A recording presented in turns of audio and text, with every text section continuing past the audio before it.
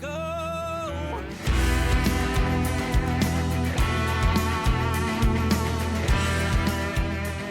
It's time for another episode of the Texas Toast Podcast, where we toast the best from Texas. And we're toasting and saying big cheers to welcoming Zane Williams from the Wilder Blue to the podcast today. Hello, cheers, Zane. How's it going? Hello.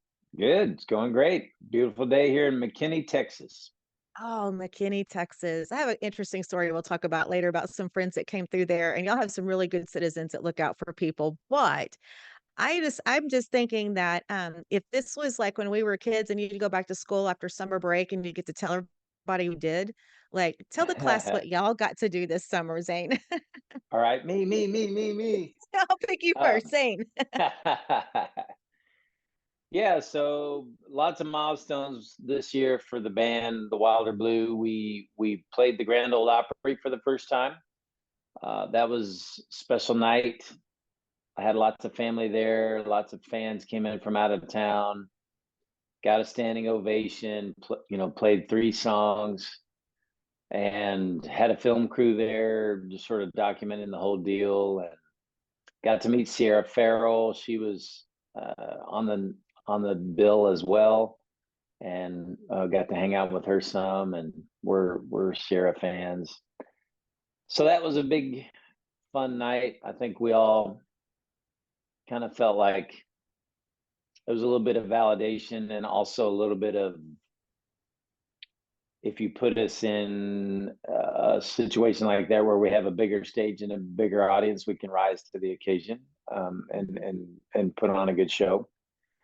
And then from there we went and we did, over the course of the summer, we've done 12 stadium shows with Luke Combs. And those are kind of funny. It was almost like Groundhog Day, because it was like the same gig with the same people, the same stage and everything, but just in a different city with different color stadium seats every time. Wow. So we're talking Buffalo, New York City, LA, San Francisco, Jacksonville, Phoenix, Houston, San Antonio. So kind of just all over the place. Washington, D.C., Cincinnati. So a lot of traveling. We basically used those shows. Those were just on Fridays, so we used those as anchor dates and set up other shows. So we were gone more than we've ever been. We definitely felt that. And I'm sure our wives and the wives have the hard job. I'm sure, felt that.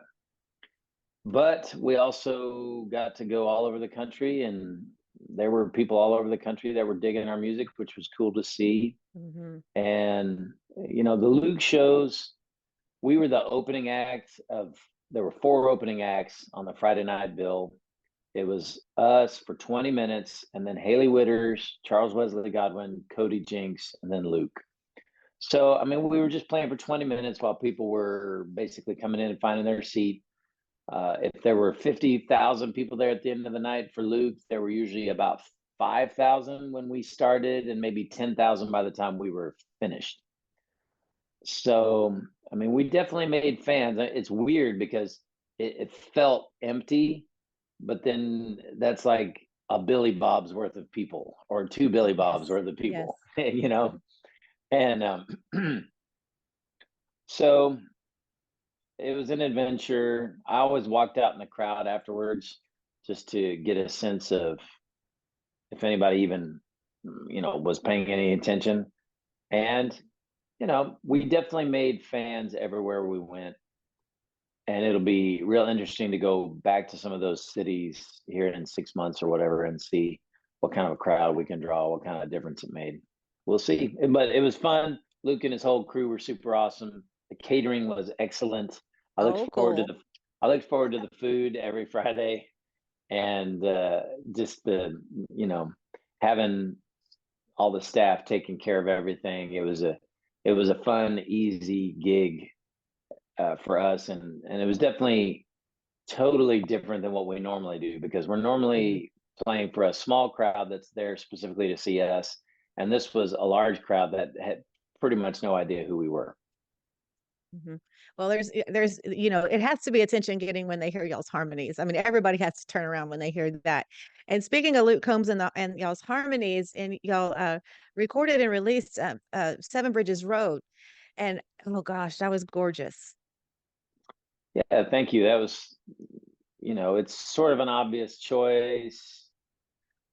It's the first song we ever sang together, the five of us. Right? Basically, Sean Rodriguez, our bass player, was the last guy to join the group. And so the first day we ever met with him, we invited him to the studio to play bass on the last two songs of our first album, which we were already wrapping up because we had trouble finding a bass player at first. So we were already mostly done with the first album by the time Sean Rod entered the picture.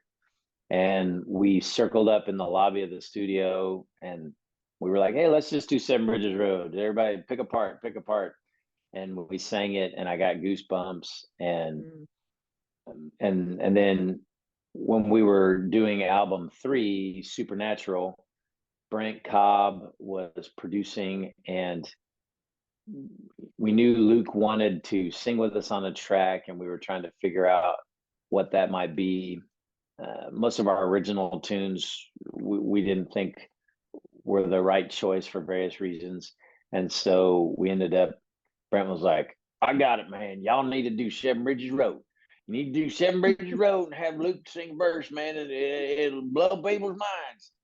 And we were all like, "Whoa, that would be crazy. Let's try it." Yeah. So we had fun. What I find also that's amazing about y'all is with all the touring and your kind of a brief recap of your summer, you were still able to put out some music. You just released Pass It On Down. We talked about that here on the podcast. That's such a, I was so touched by that song. Well, thank you. I wrote that one a few years ago, and it just kind of sat around as one of those I that we passed over for past records for one reason or another. And it was really Lyndon, our drummer, who said, "Man, we got to do that Pass It On Down song. Everybody go back and take a listen to that one." And I do think we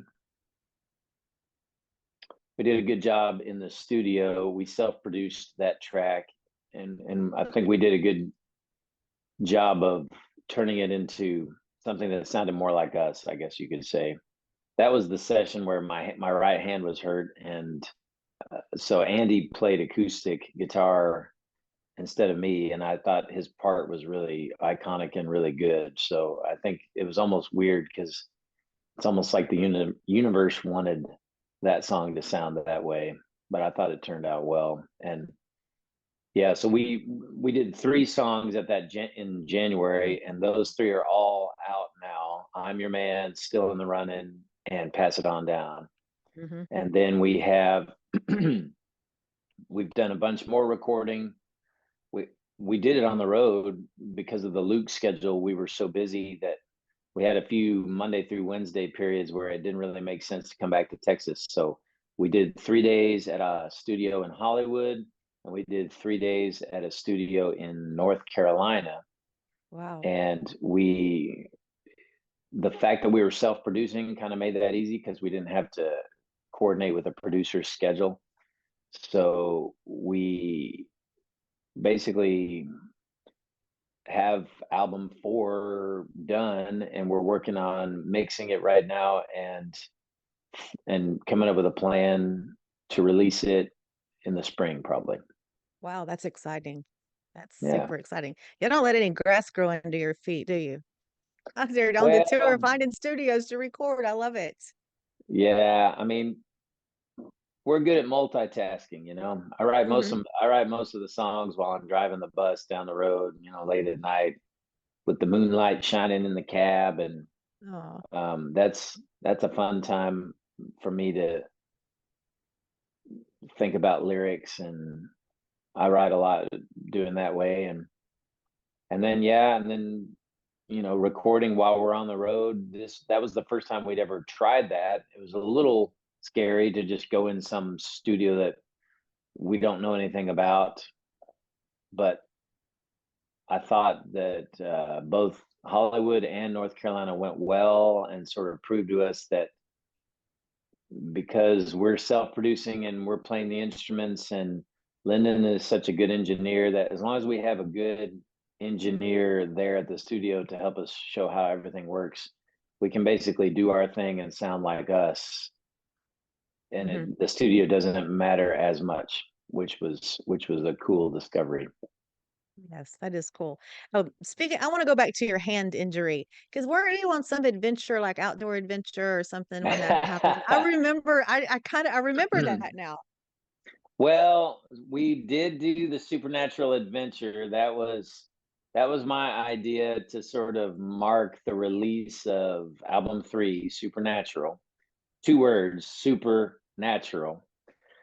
And so I had the crazy idea of like, "Hey, let's go out into the woods for 2 days with nothing but a knife, a spark maker, a water filtration straw, and the clothes that we have on our backs, and a slingshot.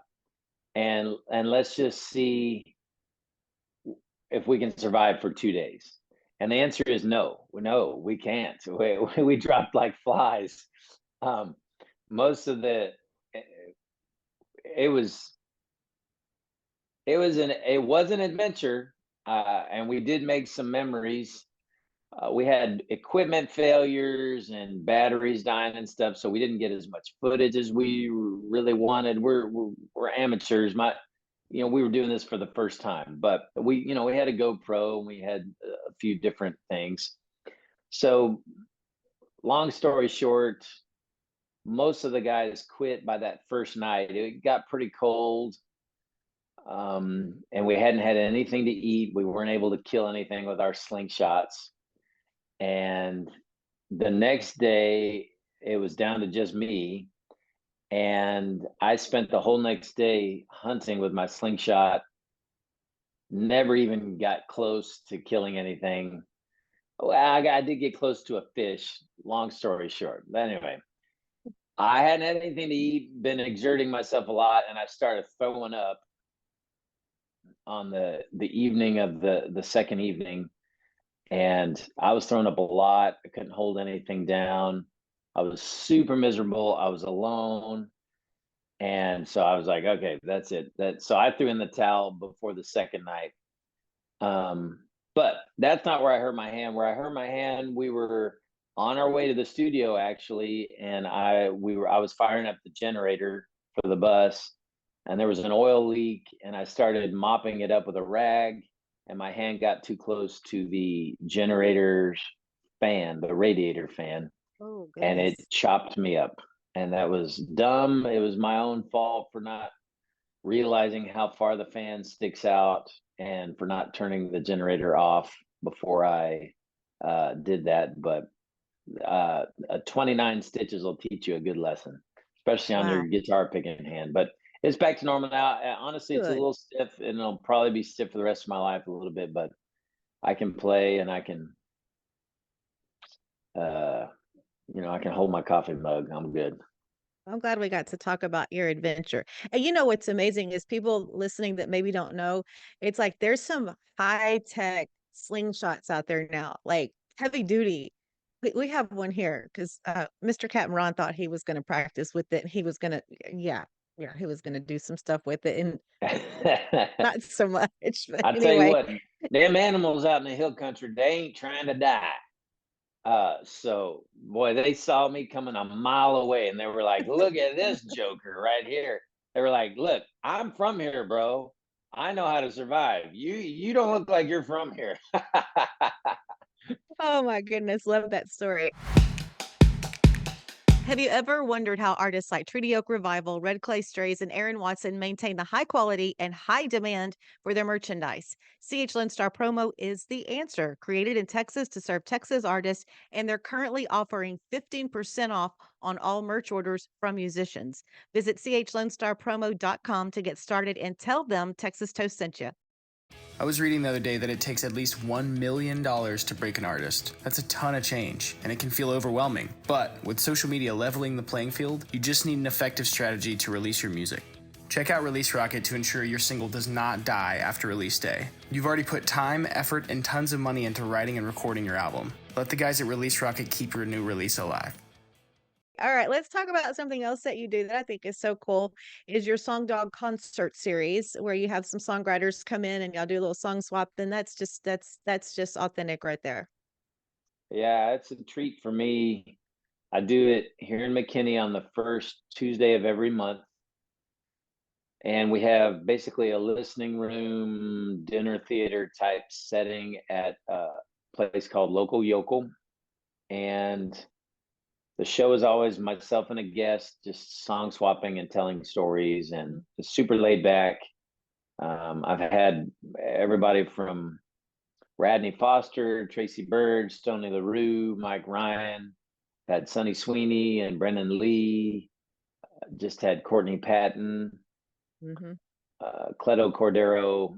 Basically, and some Nashville songwriters too, like Chuck Cannon, Sean Camp, kind of a combination of Texas singer-songwriters that I know, Nashville songwriters that I respect and know that sometimes tour or play shows, and then occasionally a bigger name artist that normally plays with a full band, but it's fun to hear him acoustic. So and we try to just make it all about the songs, the stories behind the songs, what got them into music. How do they think about songwriting and music? So it's fun for me. I have the best seat in the house. I get to just sit there with cool people that I would want to be hanging out with anyway, and we get to do that. So I'm thankful for the Local Yokel. To do a listening room is actually hard. You have to have a lot of intentionality from the venue owner to make it that way. Yes. And Matt Hamilton, shout out to Matt, who owns the Local Yokel. He's a big music fan, and he really understood what I was going for and also wanted the same thing.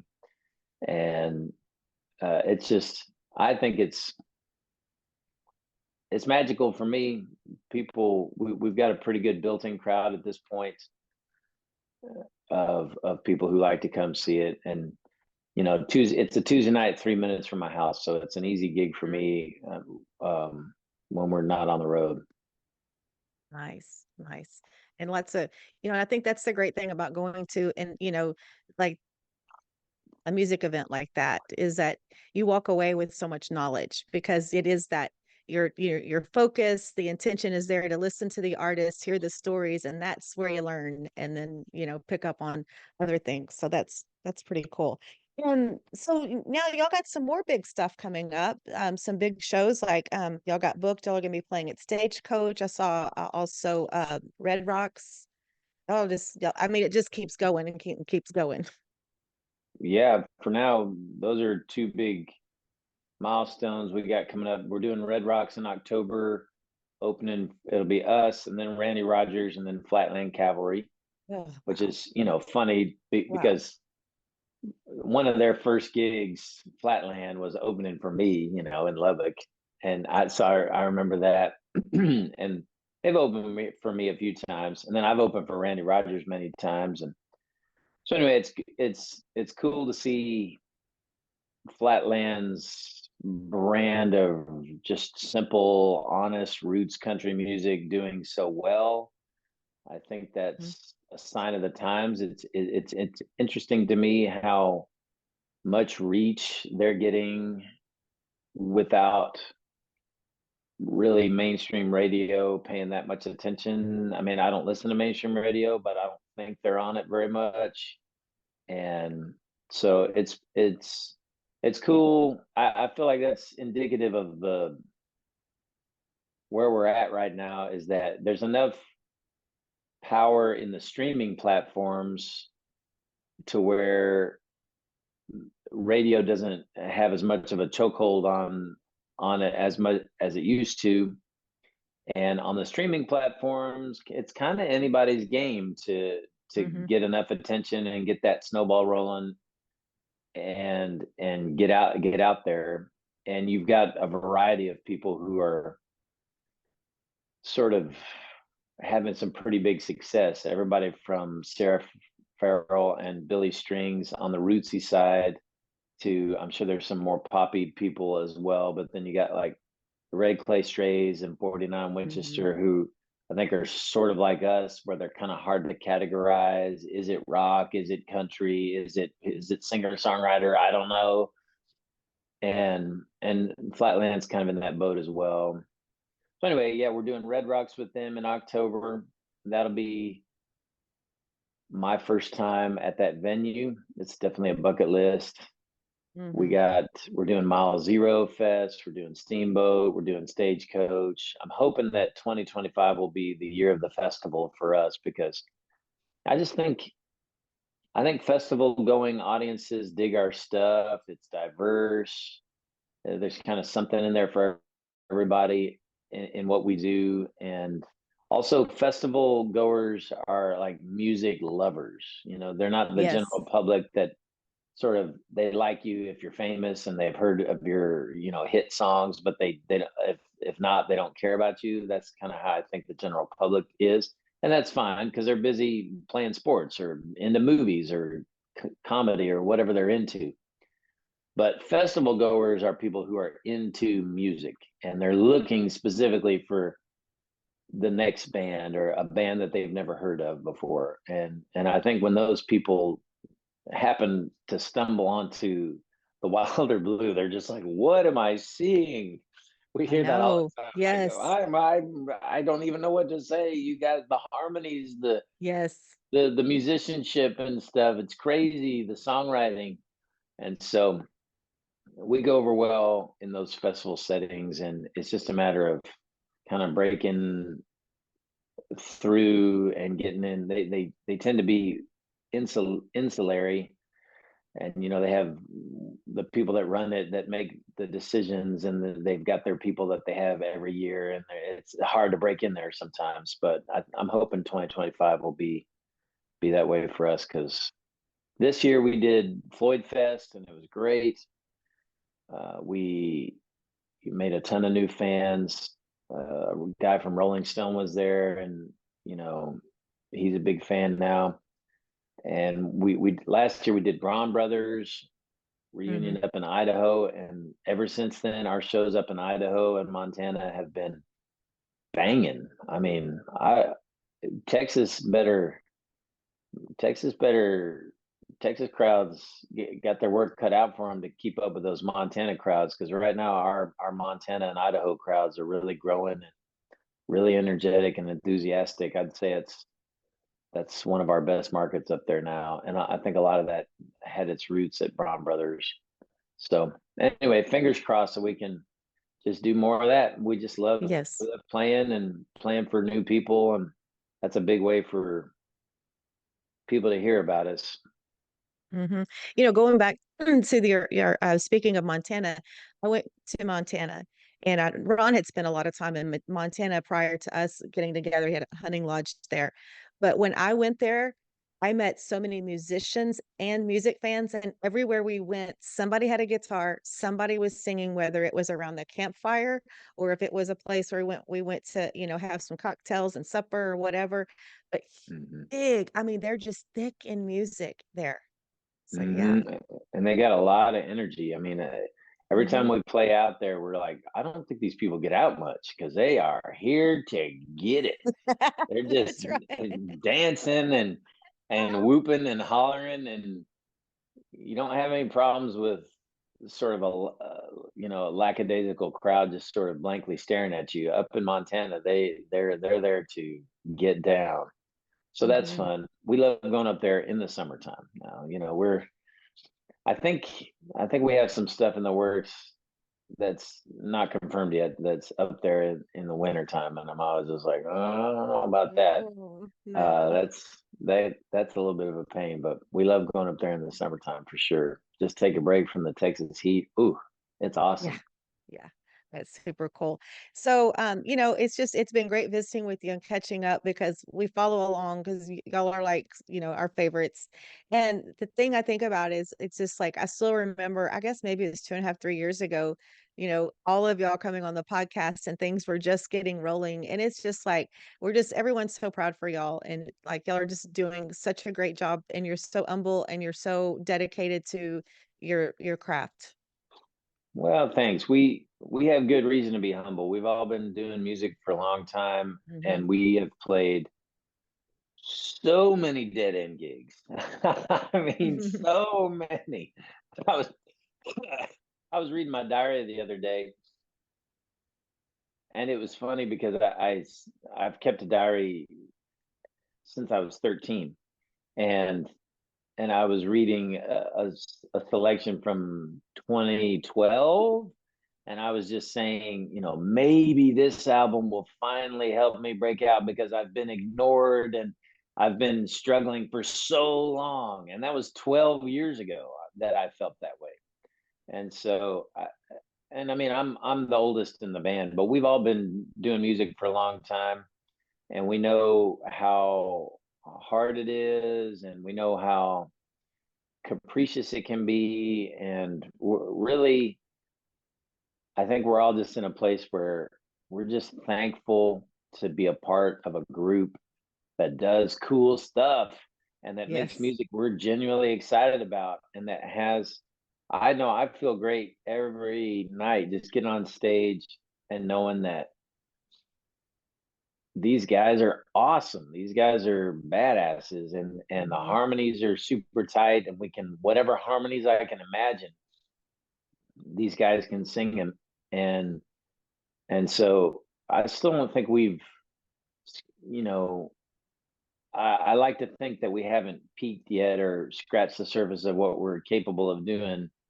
It's almost like I'm so used to just writing songs just for myself that may have a harmony part or may have a guitar solo or something, but I'm so used to singer songwriter mode that I'm still, even with this album four, I will say album four that we haven't named yet, that'll be coming out in the spring. It's our most ambitious yet in terms of just, hey, like, let's do this. Like, there's a little bit of stuff in there that reminds me of Queen or something with the vocals, or there's a little bit of stuff that does remind me of the Eagles or something, is in terms of the instrumentation, and we can go so many different places that I don't think we've even gone there yet. But that's what makes it fun, is every album is sort of an evolution of, hey, what have we not done that we've been wanting to do, that we know we're capable of doing. And I think album four is going to be our most, the arrangements are the most ambitious yet and sort of the most epic. And so we're having fun with that. Whether anybody else thinks it's cool, we will see. We try not to think about that when we're in the Hmm. studio, and then when we get up on stage, we try to just put on the best show we can, and engage with the audience the best we can, and then just wherever it kind of goes from here, it goes. We're signed with Make Wake, which is, and Deep Roots for management, which is a company that works with Flatland Cavalry and Luke Combs and various other acts. And so I look at it as the business part is hopefully their job, that they can figure out how to get our music out there, and ideally we'll just focus on doing cool stuff that we think is fun. And that's our plan, man. It really is that simple. Just uh get together with talented people and make music that you love, and then just let it be whatever it is. I don't, after seeing Luke Combs singing to 50,000 people a night and them singing along to every word of all of his songs, I don't, I think he's special in that way. I think his music is tailor made for a big stadium and a general audience, and I think he's great at that. And not everybody has to be that. One of my favorite artists is Robert Earl Keen, and he's not that. But I'm glad that Robert Earl is out there doing his thing because it's so unique and it's so different. And maybe it doesn't have as wide of an appeal, or maybe it does certain songs, but at any rate, who cares? Like, just do you, Yes. and then let the chips fall where they may.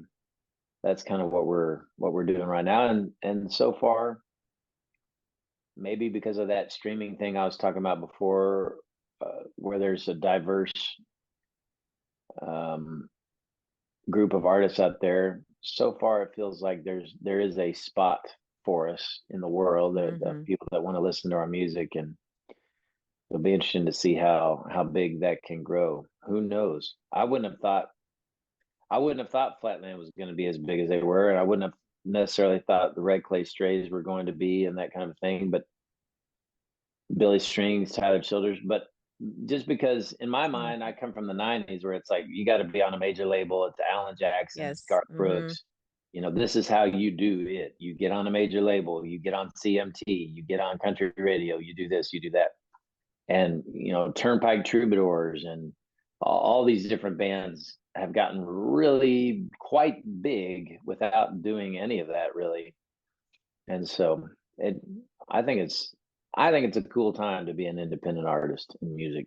Absolutely. I'm having a ball. I love it.